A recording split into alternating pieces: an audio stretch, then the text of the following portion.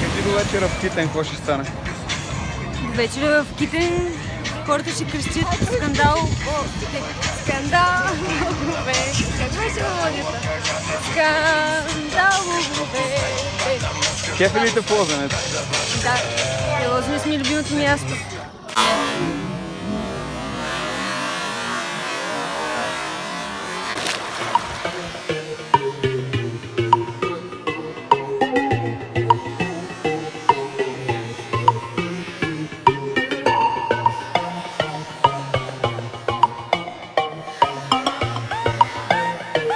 Чичотото от Враца. Ама първо да кажеш до вечера къде сме. В Хасенда, бар Хасенда на абсурд. Първо сме в Китен. Да. На Тото Карамбол. Bogumil.com.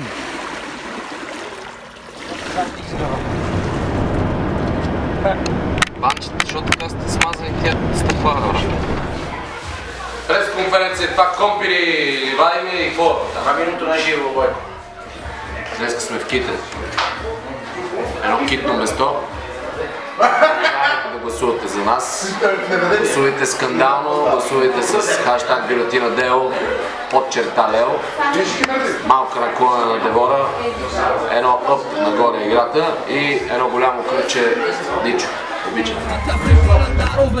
Върди нещата, контрол над играта, четворка на главата, 23 на вратата.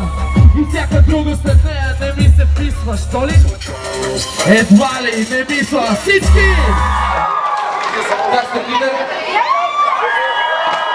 Искам да помоля още повече хора да се върнем, че остарили стоят и гледат пътаката, ако се кушат. Сигурно така какво се С масол да ви я намажа. Става!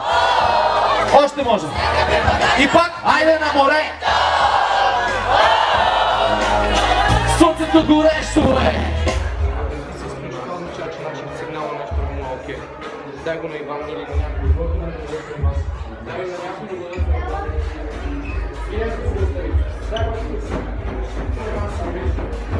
Много яко, много яко.